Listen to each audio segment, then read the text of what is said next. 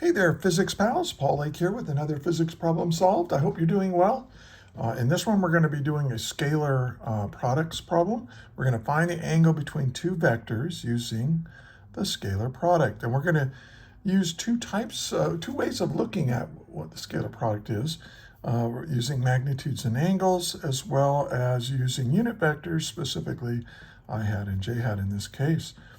So, let's read the problem.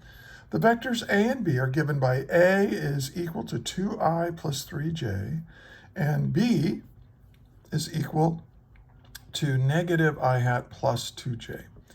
A, determine the scalar product a dot b, and then b, find the angle theta between a and b. Okay, and so let's write down what's given.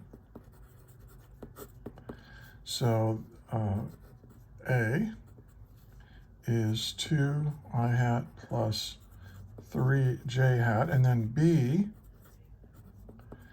is, it's really negative 1. If you like right here, if you see it written like this, it's kind of like negative 1 times I hat. So if it makes you feel a little more comfortable putting 1 out in front, it does for me. So yeah, and then 2 in the y direction. So remember, I hat means in the x direction, j hat means in the y direction.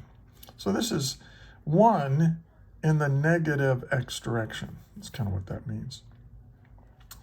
And what are we trying to find? Well, we want to find, for part A, we want to know what is a dot b, right? That's the scalar product. And then for part B, we want to find the angle between a and b. I'll just call that theta. Okay, now one of the things I suggest you do, pause the video right now and try to work it yourself. If you get stuck or confused, just hit play and follow along until you're caught up. Pause the video again, try to work it yourself. When you get to the end of the, now I do a lot of instruction during the video, so don't skip around too much. But when you're done with this problem, and when you're done with this video, make sure that you can solve this yourself. So wait a few hours or maybe tomorrow or something like that and try to work the problem again, but make sure you can do it independently of this video. And when you can, now you've mastered it and you can transfer that mastery to problems that are similar to this one. Okay, I know I'm kind of stating the obvious there, but I think it's worth reminding that just because you understand what I do doesn't mean you can repeat it yourself. You've got to do it over and over again until you have mastered the problem yourself. All right, so let's get started. Let me just draw a little sketch of this. Okay, because what you do when you take the dot product, or this also called the scalar product, we call it the dot product because we use this big fat dot to represent the scalar, or the scalar product. All right, so this is over 2, 1, 2, and up 3. So 1, 2, 3. So just a quick sketch. Here's vector A. Looks something like this. And then vector B is negative 1 and then up 2. 1, 2. So here's vector B. And then here's the angle between them. This is our angle theta. That's what we're looking to find in part B. Okay. Now, one of the things that the scalar product does is it tells you how parallel these two vectors are. And they're not at all parallel, but they have a component. Like I can project B onto A and then take this B in the direction of A and multiply it by the magnitude of A. And that, that'll give you the scalar product. Another way of doing it, though, is, is we're going to say, okay, well, A dotted with B. Well, what is A? A is 2 in the x direction plus 3 in the j direction. And then we're going to multiply that by, now B is negative 1 in the x direction plus 2 in the y direction. Okay. Now let's let's, we can FOIL this, right? We can go this times this, and then this times this, and this times this, and this times this. But here's the thing. Let's think about I dot I. Because another way of thinking about the scalar product is, well, is, well, I've already said it, how much one vector is in the direction of the other. But like these two vectors are both parallel to each other and they're dimensionless. And so this is, remember, and I should have stated this, A dot B can also be thought of as the magnitude of A times the magnitude of B times the cosine of the angle between them. And by the way, I explained all this in pretty good detail in a lecture, so I'll tell you how to get that lecture here in a little bit. But so this has a magnitude of 1, and this has a magnitude of 1, right? Unit vectors always have a magnitude of 1. Now, and then the cosine, what's the angle between I hat and I hat? Oh, it's 0. Right? They're both pointing in the same direction. If they're both pointing in the same direction, the angle between them is 0. And this is 1 times 1, and the cosine of 0 is 1. So this is equal to 1. But if I have I dot j, well, this has a magnitude of 1, and this has a magnitude of 1. Well, what's the angle between the x direction and the y direction? It's 90 degrees. And what's the cosine of 90 degrees? Cosine of 90 degrees is 0. So anytime I take the dot product, the scalar product of unit vectors that are 90 degrees apart, orthogonal, I dot I is parallel, but I dot j is perpendicular. You don't need to worry about that, the perpendicular stuff, because it's always going to be 0. So when I do this, I've got 2I dotted with negative 1 times I. And I'll go ahead and do it unnecessarily long here. And then we'll take this plus, and then we'll go 2I dotted with 2j. And then we'll go plus 3 in the j hat direction, the y direction, dotted with negative 1 in the x direction, and then plus 3 in the y direction times 2 in the j hat direction.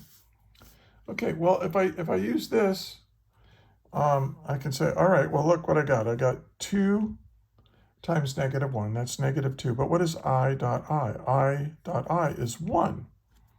So what is 2 times, this is going to be negative 2 times 1 is negative 2. And that's it. There's no direction to it. As the scalar product gives you a scalar value at the end. So you're multiplying two vectors together, but the answer is a scalar. That's why we call it the scalar product. Now let's look at this term. 2 times 2 is 4, but what is I dot j? Well, I dot j is 0. And then look at this. Here we have j dot I, by the same reasoning, j dot I. These two vectors are 90 degrees apart. And so the scalar product, therefore, is 0. But here we have 3 times 2 is 6, and j dot j is 1. So this is going to be plus 6. That's all there is to it. I mean, it's pretty easy once you know what to do. Negative 2 plus 6 is 4. So we have our answer.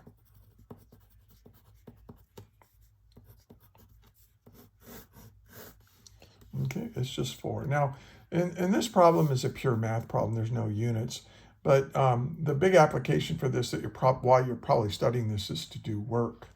Because work is the scalar product between force and displacement. So this could be your force vector, and this could be your displacement vector. And so you would have, 2 newtons times negative 1 meters, and a newton meter would be a joule. So this would be all in joules. But this is a pure math problem, just to kind of practice using that scalar product. Okay. Now, let's do part B. And part B, well, here's the thing. I think you would agree with this.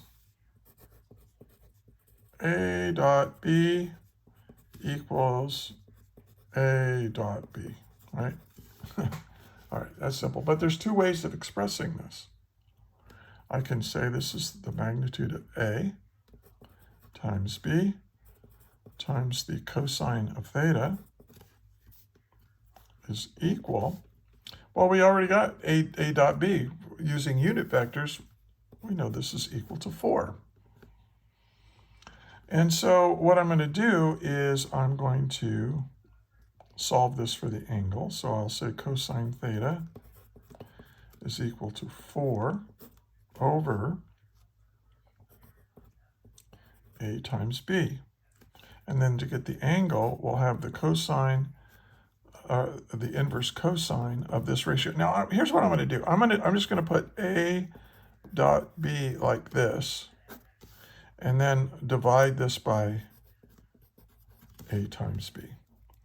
So if you just, rather than, you know what, rather than putting a 4 there, I should have just left it as A dot B. Let me do that.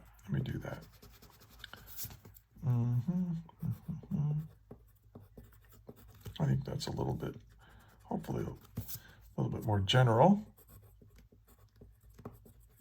So here's the thing. You can always find the angle between two vectors that you have tail to tail like this. You can find this angle between them if you can figure out what their dot product is. And then you have to figure out what the magnitude is for A and B. So let's do that, because we know what this is. This is 4, but we don't know what the magnitude of A and B are yet, because these are in rectangular coordinates. So let's get the magnitude of A. And I think we're just going to use Pythagorean theorem, right? It's the x component squared plus the y component squared. And this is 4 plus 9. And that's the square root of 13. We'll just leave it like that for now. We'll have a decimal answer at the end, but that's pretty convenient. Now B, let's look at vector B. This is the square root of -1 squared, and then plus 2 squared. And what is this? Well, this is 1, positive 1 plus 4. So this is going to be the square root of 5. So now I can figure out what my angle is. It's the inverse cosine of, now we know what A dot B is, right? That's 4. And then A is the square root of 13 times the square root of 5. And, we could just say that this is equal to 4. Well, what's 5 times 13? Well, that's 65, I think, right? 65, the square root of 65. It just makes it a little less to type into the calculator is why I did that. So let's get our angle. All right, let's do it. Let's see. So there's my calculator. So I'm going to go second function cosine. That gives me inverse cosine. And then I want my answer in degrees, and my calculator is in degrees, so make sure you check that. And it's 4 divided by 65 raised to the 0.5 power equals, and we get 60.60, because 10 to the 1, right? It's in scientific notation, 60.3 degrees. Now let's check that to see if my drawing, yeah, that looks like about 60 degrees. You know, I mean, it's just a hand sketch, but certainly even with just a hand sketch, that looks really reasonable. So I try to check my work if I can that way, you know, draw a little picture of it and see if the answer makes sense. All right, and there it is. the whole thing. Another physics problem solved. Again, we're using scalar products, and here's kind of the big idea right here is this. There's a big idea. And then also, well, I dot I equals 1, J dot J equals 1, K dot K hat equals 1. But if you have I dot J or J dot K or anything that's, where they're perpendicular to each other, it's equal to 0. So you only keep B. So, another way of writing this is you could say that A dot B is equal to A in the X, B in the X plus A in the Y, B in the Y. So these are the components of vectors A and B. These are the X components of A and B, and these are the Y components of A and B. And you just multiply those and then add your result together. And a lot of people define the scalar product this way. Some define it this way. Actually, let me write that. Yeah. So A dot B equals AX BX plus AY BY. Now, we could extend this AZ BZ. AZBZ. I'd make a good rock group name, I think. Yeah, a good metal band. AZBZ. All right. So these are the main ideas. These are things and you can use these ideas together to figure out, in this case, the angle between the two vectors. So, very cool. All right. Hey, if you got all the way to the end, I want to thank you for watching. If you think I've earned it, please give it a thumbs up. Share it with your friends. Share it with your teacher. There are some physics teachers and professors that are using my materials, and I think I'm so honored that they do so. And then subscribe to the channel if you're a student. That'd be a good thing. I try to make a new video almost every day, so check for that. By the way, if you put in the first, in the description of the video, check out the description. I've got links to a Google Doc that will take you to literally hundreds of example problems like this one, organized by topic. And I'm working on it every day. I'm adding to it all the time, so check back. And so that's pretty good. Also, I'm also a private physics tutor. I tutor students from all over the world. It's all done online like this, and it works great. It works great. I know Zoom, people don't like Zoom, but for tutoring, it really works well, especially since I live in Fresno, California, and you might live in the Philippines or something. So, but we can do it. We can do it. And my rates are reasonable. I'm really good. I can really help. I can really relieve a lot of stress and save you a lot of time. So check that out. In the comments, ask questions, but if you ask me a question about something I did, put a timestamp there so I can scroll to the right part of the video, and I will answer it. I have a pretty small channel, so I have time to do that. If you think I made any mistakes or I could have explained something better, put that in the comments as well with the timestamp. Appreciate that. And also, just if you want to just say thanks or say hello and tell me where you're from. I love hearing from you guys. It's a lot of fun. I'm a retired high school physics teacher, and I do this for fun. And by the way, I have had several of my problems that I make videos out of like this came from students who sent me problems in the comments. So if you have a problem that you'd like to see solved, put it in the comments, and if I think it's appropriate for me and my channel, I'll make a video out of it. I've done that several times. So once again, if you listened all the way to the end, you're awesome. Thank you so much. And until the next video, may the net force be with you always. That is all.